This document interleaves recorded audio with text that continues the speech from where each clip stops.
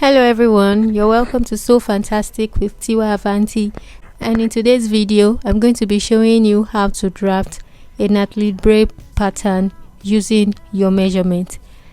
I'm going to have my measurement displayed on the screen, and I'll also try to snap this chart as clear as I can, okay, so that you can have this, but you can try to buy the Natalie Bray book. Just get your hands on the book. In the book you have the chart, so that you can have the chart to use from time to time. Okay, so we need a straight ruler, an armhole curve, and this curved ruler. I don't really know the name of this ruler, but this curved ruler, and also the hip curve, and master pattern drafter. Okay, so because most people have master pattern drafter, this is what I'm going to be using to draft this pattern today, because I know that that's what most people have. And just so you know that these rulers, okay, they make your work more accurate, and especially when you have to square down, square across, and all of those things. Yeah, I forgot to mention set square. Yes, you need set square and all of those other rulers, but I'm going to use the master pattern drafter today because I know this is what most people have, and I don't want you to think that if you don't have these other rulers then you cannot draft your pattern. Okay, I'm not saying the other rulers are useless. Okay, so that's why I'll be using this today, so that you can just start practicing, with what you have already. So let's get right into the tutorial. I'll be using my own measurements to draft this pattern.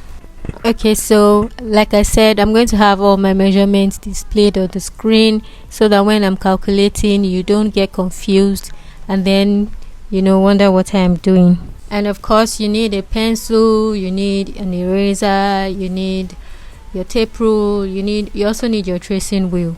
I forgot to show that in the video. I'm going to mark a border at the top of my paper, and also you can put a border all around the paper, because when you trace the pattern over and over again, it gets torn, it wears, and all of those things. So when all the edges you have border, it takes a while before it gets to the actual pattern. But I just usually mark my own border at the top.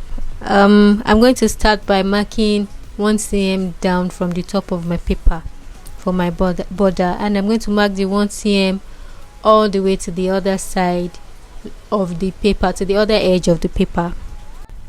Okay, so this line has to be very straight because that's my first reference point for this pattern. So after marking all these points, I will connect with a straight line.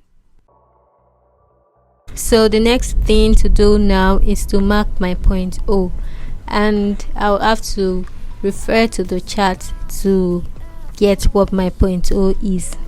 Okay, so point O for a bust of 88 cm or a size 8 is 3 cm. So what I'm going to do now is to mark 3 cm down from my borderline and rule across. Okay, so I'm just going to rule that way, and I'm going to label that O. So this point O becomes my new reference point. But I'm not going to rule all the way. I'm just going to rule to about 10 to 12. Okay, so the next thing we're going to be doing is to refer to our chart again to get the depth of our armhole, which is also the bust line. The depth of armhole is the same as the bust line. For 88 it's 21. From point O I'm going to mark 21 cm down. Okay, so because this is the bust line, it needs to go all the way to the other side of the paper. In order to get a straight line all the way to the other side of the paper, I have to measure from my border line. I have to take that into account. So from the border line I took down, I am going to measure all the way to the depth of armhole that I marked, and I have 24 cm. Okay, so after marking 24 all the way, then I'll connect all the points with a straight line and label that line my bust line. Okay, so the next thing to do now is to measure the center back to waist, which is the measurement we took from the nape of the neck to the waist from point O. Remember that point O is the reference point, so that's where we're going to take this measurement from. Okay, so my center back length to waist is 37 cm, so I'm just going to mark 37 cm. Okay, so this measurement also goes all the way to the other side of the paper. So after marking to the end of my reference point, which is point O, I have to now measure what it is from the borderline, so that I can mark that all the way down, all the way to the other side of the paper. I'll also connect this with a straight line. So this line I'm going to label waistline. Okay, so the next line to measure now is the waist to hip measurement, and you can either measure this on your client or just use between 22 to 24 cm depending on how tall the person is. Okay, so you're taking this measurement from the waistline and not from point O, because it's your waist to hip measurement. So I'm just going to mark 22 cm all the way to the other side of the paper. This goes all the way to and connect with a straight line. This is my hip line, and I'm going to label that line hip line. Okay, so the next thing to do is to measure the back line, and the back line is the midpoint between point O and the bust line. So I'm going to measure, since I have 21 cm there already, so 21 cm divided by 2 will give me 10.5. so I'm going to measure 10.5. and for this line you don't need to take this all the way, you can just stop at a reasonable distance. Okay, but I want to take it far enough because it's a useful line, and this line I'm going to label the back line. So next I'm going to measure 3 cm down from point O, which is my shoulder line, and please note that the 3 cm for the shoulder line is constant for all sizes.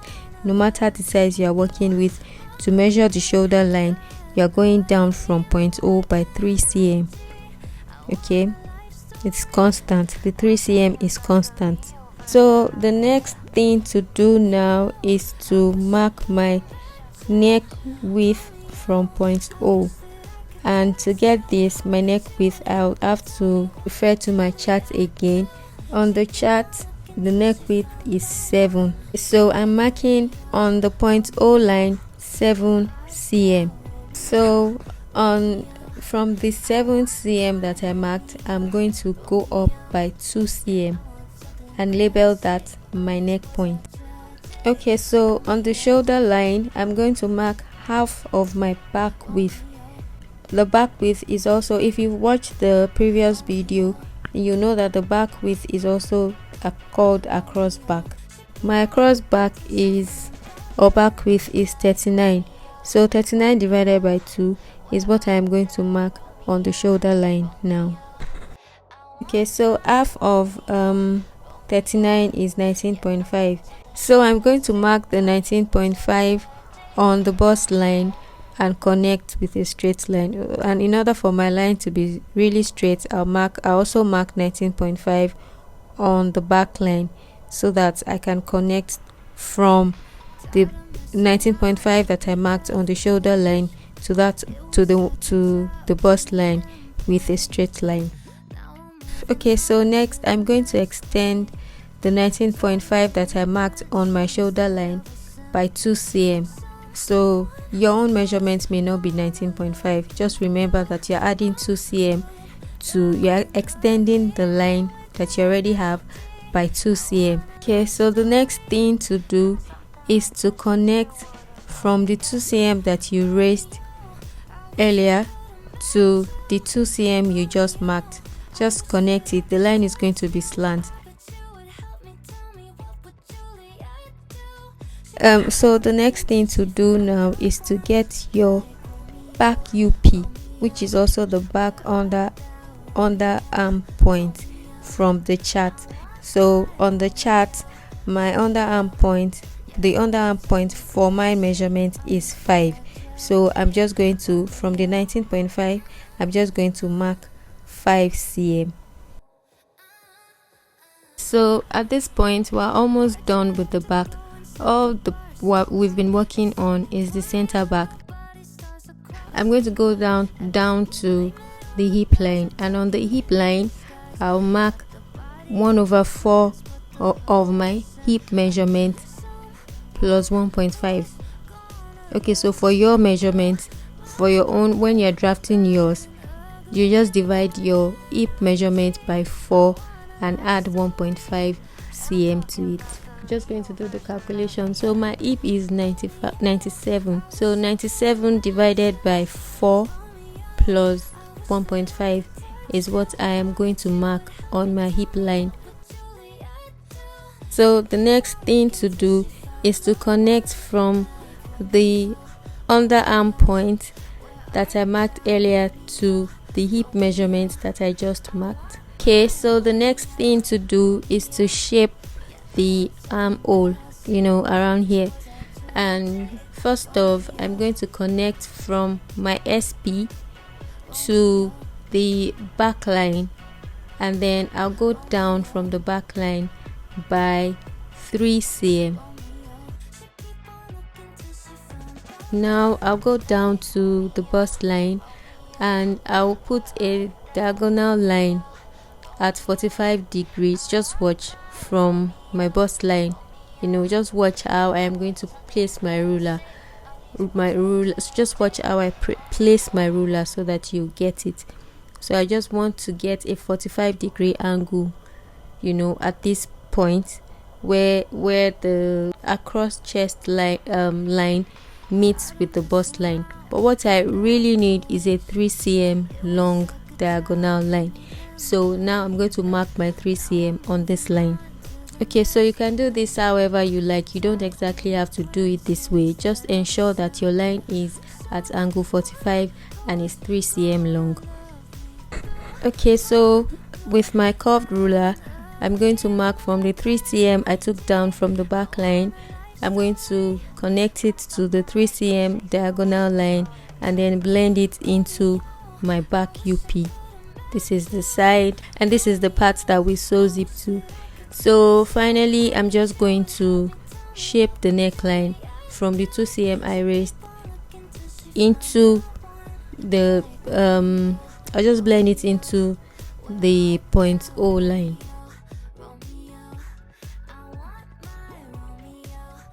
The back part is done, and the center back is always on the left side of your paper, and the center front is on the right side of your paper. Okay, for the front, the point O starts from your borderline. So whatever you marked as your borderline is what you should label point O, and that is your reference point for the center front. From the borderline, I'm going to mark 4.5 cm down. Okay, and this is not a constant measurement. For sizes that are from 18 and above, you mark 4, but any size below 18, then mark 4.5 cm. Above 18, you're marking 4 cm. Okay, so I'm going to take that line across, and that is my shoulder line. That will be your shoulder line for the front pattern. Okay, and on the 4.5 cm line that I just marked, I am going to measure 16.5 cm. Note that 16.5 is constant for all sizes. This does not change no matter the size you're working with. Next, I'm going to mark my neck width, and I'm going to it has to correspond with what is on the back. Remember that the back we marked we got 7 cm from the chart. Okay, I'm going to mark that same 7 cm on the front pattern. Okay, so next I'm going to measure the neck depth. For my neck depth, I'm taking 7.5 cm down. My neck width is 7, my neck depth is 7.5 cm. And for sizes that are also bigger than 18, from anything from 18, you take 8 to 8.5 cm for your neck depth. Okay, so the next thing to do now is to mark the chest line, and the chest line is 4 cm above the bust line, and this is also constant regardless of this, no matter the size that you are working with. Okay, I'll just label that the chest line, and up here is the neck point. Okay, now from my neck point I am going to take a 22 cm slant line down, just like that. So make sure that the 22 cm line crosses the 16.5 cm that you marked on your shoulder line earlier. It is very important that this line cross the 16.5 cm. On the bust line, now you are going to mark half of your bust point to bust point measurement, and also go up to your border line and 2.0, mark the same measurement that you just took on your bust point, bust line, mark that also on 0.0. Okay, so now I'm going to connect from this measurement up here to what I marked on the bust line. But what I'm going to do is to take the line further down by 2 cm. Okay, so I'm going to connect now with broken lines. Okay, so from the broken line, from the top of the broken line, just mark 2 cm inward towards your left, to the left side of the paper. So from this new 2 cm, connect all the way down to the tip of the broken line. Okay, that's 2 cm, the 2 cm that you took down from the bust line. To get how, because what we are trying to do now is to construct a dart, the shoulder dart. So to get how wide our dart is going to be, or to get how wide your dart is going to be, we have to refer to the chart again. That's why I said that this chart is very important. So on the chart, my dart is, the dart for my bust measurement is 7 cm. So from the 2 cm that I marked inward, I'm now going to mark that 7 cm. Okay, and remember that we're marking on the slant line. So from that point, just connect down again. This will be your point D. Okay, now to get the actual shoulder point, what you do is to measure your shoulder measurement plus the dart, and then you mark that on the slant line. So my shoulder is 12 cm and my dart is 7 cm. So that means that from the neck point, I'm taking a 19 cm long line down the slant line. Hope you understand. So this is going to be the new shoulder point. On the chest line, on this chest line, mark half of your chest width plus 2, or your chest, or across chest, it means the same thing. So half of that plus 2. My own chest width is 38, so 38 divided by 2 plus 2 cm is what I am going to mark now on the chest line. Okay, so on the chest line, I'm going to mark that I have 21. So I can either do that, I can either add 2 cm to half of my chest width or across chest, or I measure what is in between the dart on my chest line. but most of the time what you usually, if you measure what is between that dart, what you usually have is 2 cm or thereabout. Is usually, the figure usually is like 2 cm or a little below 2 cm or above it. So I just add 2 cm to it most of the time. So after marking that on the chest line, you go down to your bust line and also mark the same figure. I have 21 cm, so I'm marking 21 cm on the bust line and just connect. After which you then connect the shoulder point to the chest point. So the next thing to do now is to measure the line that came down from the shoulder point to chest point. Okay, so you measure what you have there and mark the midpoint. So on that midpoint mark, you go in towards the right of your paper by 1 cm. So this 1 cm, we're going to use it to shape our armhole. Okay, so now we're almost done with drafting this whole pattern. So the next thing to do is to get our front UP, which is the front underarm point. Okay, so first I measured the back UP. I'm going to now take my actual bust measurement, divide that by 2, add 5 to it. Okay, so that figure I arrived at is what I'm now going to subtract the back underarm measurement from, and that is what I am going to mark on the front bust line as my front UP. Okay, so next you measure what you marked at the hip line for the back in front too. Okay, so remember that we divided our hip by 4 and then added 1.5 to it. So so that's what I'm just going to mark on the hip line of the front pattern. I'll connect from the front UP to this hip mark.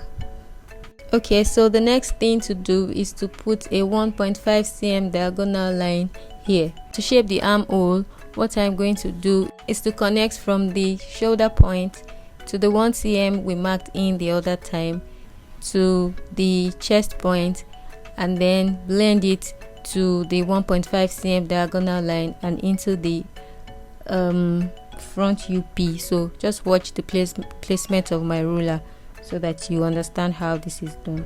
Okay, so you can use your armhole curve here, but I'm going to stick to the master pattern drafter. And you know, you're not going to get a smooth blend all at once. So you have to work your ruler, you work your curve to make sure that you touch all the points that you need to, get to. And it takes a bit of practice. Okay, your first attempt will not be perfect, and it's fine. Okay, so before we continue, we need to reshape the shoulder dart. So what you do is just to fold over one dart line, usually the longest one, you fold it over the other one, and then while it's folded, use your tracing wheel to define the fold. The paper is going to fold over underneath, so just define that fold. And then when you open it, and then rule from the neck point to the shoulder point. When you open it up, it's going to form this shape that you're seeing. So when you sew up the dart, it just lays, and no part is longer than the other. And then you reshape. Okay, you reshape your dart lines just like so. For the back dart, you measure what is from the neck point to the first leg of your shoulder dart. Okay, so mine was about 3 cm. Then I'm going to mark that on the shoulder dart, and this is the point where my shoulder dart for the back is starting from. Okay, so the next thing to do is that line you have from the neck point to shoulder point on the back. Okay, you subtract your actual shoulder measurement from it. Okay, after you've measured that line, subtract your shoulder measurement. So I think here I had about 14 or so. Okay, so 14, and my shoulder measurement is 12, so 14 minus 12 is 2. Okay, so now you mark 2 from that 3 cm, the 3 cm point, or whatever you measured on your front pattern. So you mark 2 from there, and then you get the midpoint of 2, which is 1. So that midpoint, it will be your middle dart leg. So that leg you extend down to up to 8 cm. Okay, and then you connect to the other to your other dart legs from there. While making this original video, I totally forgot to mention a very important part of this pattern drafting, which I later recorded while using this pattern to make another dress to make something for myself. So there's something called the true waistline, and it's on the true waistline that you place the dart, and this true waistline is what accommodates your tummy in front. You know that the front of your skirt or your garment is always a bit lower than the back. Okay, so to get your true waistline, you can either just try to figure it out, or you calculate it. Your true waistline should be between 1 to 5 cm, depending on how busty the person is.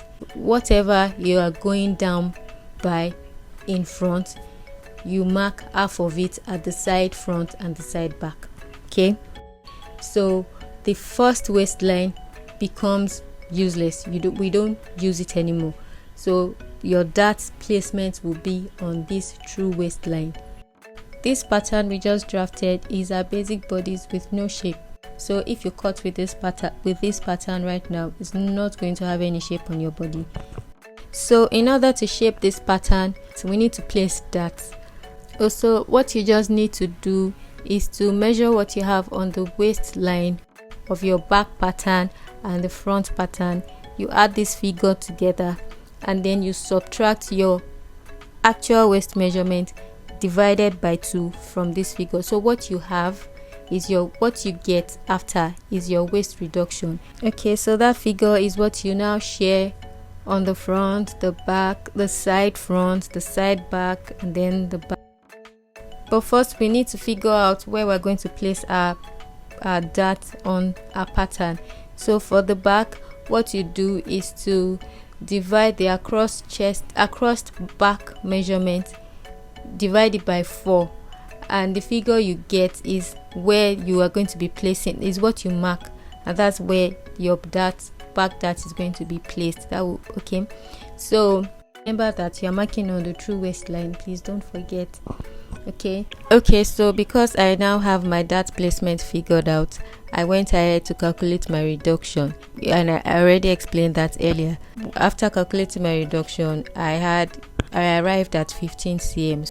I'm also going to have displayed on the screen how I distributed the 15 cm across all the dart points and how I shaped the whole pattern so that you will see. Okay, so because I'm thinking some people may be beginners, so this may be a bit confusing for them. So any questions that you have, please ask, especially about the dart waist reduction and everything. Just ask in the comment section. When you're done with all your markings, you connect everything together like I am showing on the screen. So when you add all your figures again and you arrive at your waist reduction, then you know that you have done it correctly.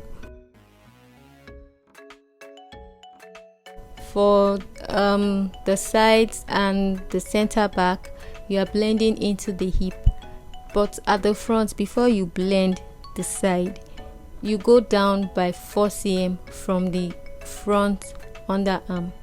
Okay, this is usually done to accommodate the curve of your of the boob.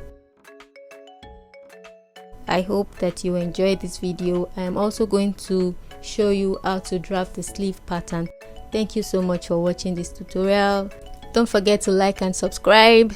Stay awesome, and I'll see you in the next tutorial.